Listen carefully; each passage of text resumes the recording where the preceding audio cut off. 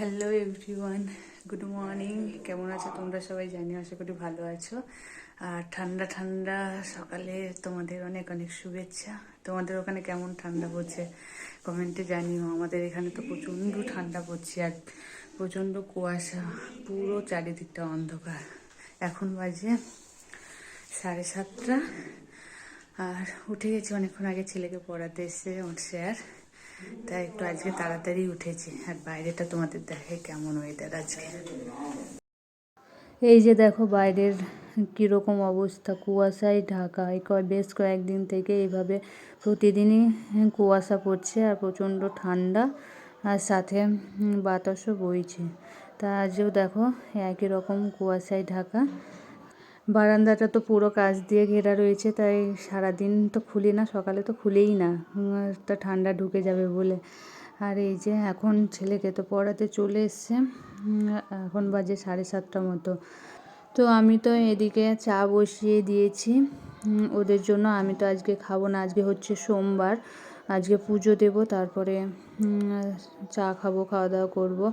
তো চলো ওদেরকে আগে চা দিয়ে দিই, ছেলেকে ও স্যারকে দুজনকে চা দিয়ে এই যে বরমশাইয়ের জন্য চা নিয়ে চলে এসেছি ঘরে। ও যে ফোনে খবর দেখছে, সারাদিন ফোনে খবর দেখতেই থাকে। তো চাটা খেয়ে দেখছি ও ছাদে এসে ছাদটা ঝাঁট দিচ্ছে। আমি বললাম যে এত ঠান্ডার মধ্যে কুয়াশা, এখন ঝাঁট দিতে হবে না, পরে দিলেই হবে না। ও বলছে যে এখন আজকে সকালে বাতাসটা এখন কম বইছে, এখন ঝাঁটটা দিয়ে নিই, পরে বাতাস উঠে গেলে আর ঝাঁট দেওয়া হবে না। সেই জন্য ঝাঁট দিচ্ছে। আমি বললাম তাহলে আমাকে দাও, আমি ঝাঁট দিয়ে দিই। তো বললো না, আমি ঝাঁট দিই, তুমি বাকি কাজগুলো করে নাও। তো ও ঝাঁট দিচ্ছে, আমি এই যে কিছু জামা কাপড় আছে এগুলো কেচে ঠাকুরের থালা বাসনটা ধুয়ে নিই, তাহলে কাজটা এগিয়ে যাবে।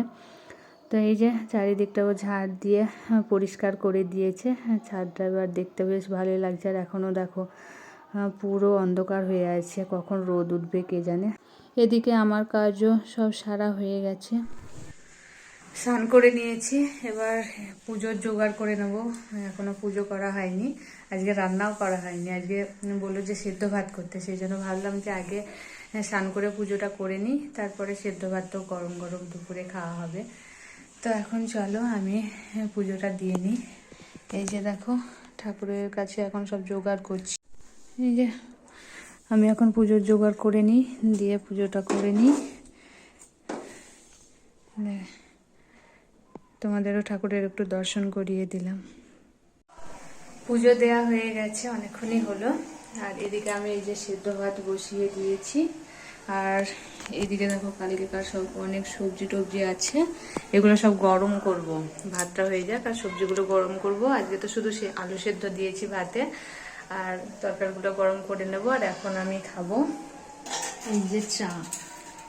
সকাল থেকে তো কিছু খাইনি, তা চা খাইনি বলে মনটা কেমন করছিল। সবাইকে তো চা বানিয়ে দিয়েছিলাম, আমার জন্য এই যে রেখে দিয়েছিলাম, সেটা এখন গরম করলাম।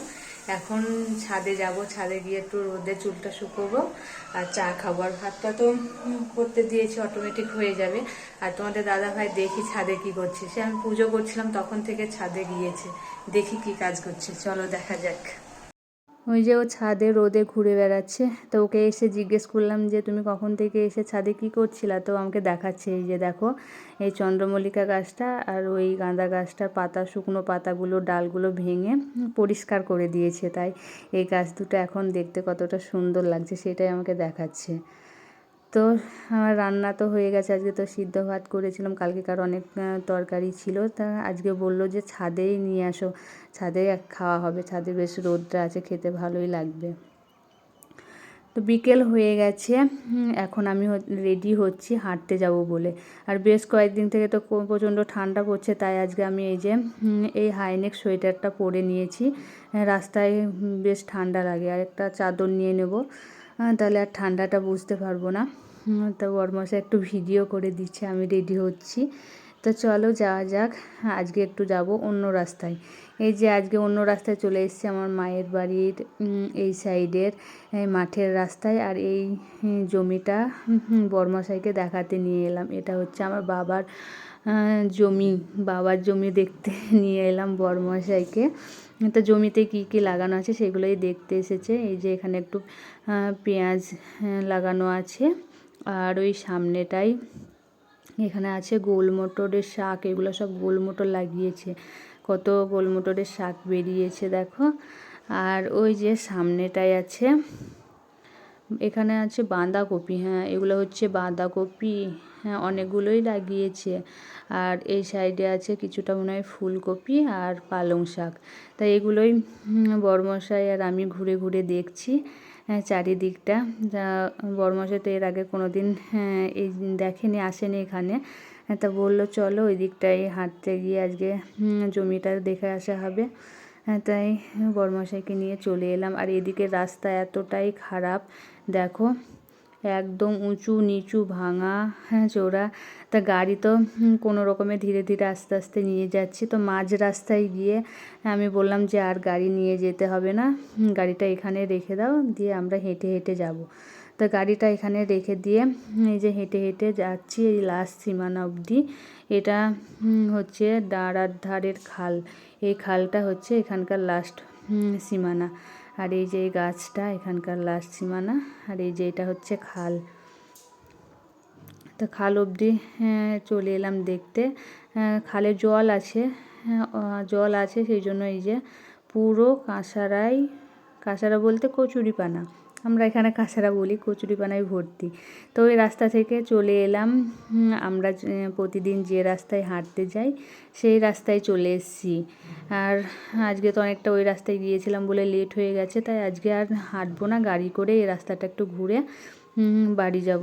তো এখন ঘোরা হয়ে গেছে, আমরা যাচ্ছি এখন বাড়ির দিকে। আর প্রচণ্ড ঠান্ডা লাগছিল, তাই চাদরটা আমি যে মাথা দিয়ে জড়িয়ে নিয়েছিলাম। বাড়িতে এসে রাতের খাবার বানাতে শুরু করে দিয়েছি। এই যে মা দিয়েছিল, বোঁদে ভেজে দিয়েছিল, কিন্তু রসে দেওয়া হয়নি, সেইটা আজকে যে রসে ডুবিয়ে দিয়েছি। আর এদিকে বানাচ্ছি সিমাই, অনেকটা দুধ ছিল, বেশ কয়েকদিন থেকেই বানাবো ভাবছিলাম, তা হচ্ছিল না, তা আজকে বানিয়ে নিলাম, রাতে খাওয়া হবে। এই যে এখন বানাচ্ছি রাতের খাবার, এই যে রুটি বানাতে বসে গেছি। এখন তো বাড়িতে কেউ নেই, ছেলেও গিয়েছে টিউশন, আর তোমাদের দাদাভাই গিয়েছে একটু বাইরে, কিছু কাজ আছে সেখানে। তাই ভাবলাম যে ওরা আস্তে আস্তে আমি আগে রুটিটা বানিয়ে রাখি, না এসেই বলবে খিদে পেয়েছে, তাড়াহুড়ো করবে। তো এখন বানাচ্ছি রুটিটা বানালেই হয়ে যাবে। বাকি সব আজকে সিমাই করেছিলাম, বোঁদে বানিয়েছিলাম, তরকারি করে নিয়েছি, সব কিছুই করে নিয়েছি। এই যে আমি রুটি বানাচ্ছিলাম, এদিকে দেখছি বড়মশাইও চলে এসছে, ও এখন ফোনে কথা বলছে। আমি এই দুটো রুটি বানাতে বাকি আছে, দুটো বানিয়ে নিয়ে ছেলে এলে তখন একসাথে খাওয়া দাওয়া করে যাবে। তো চলো ভিডিওটা আজকে এখানেই শেষ করলাম, টাটা বাই।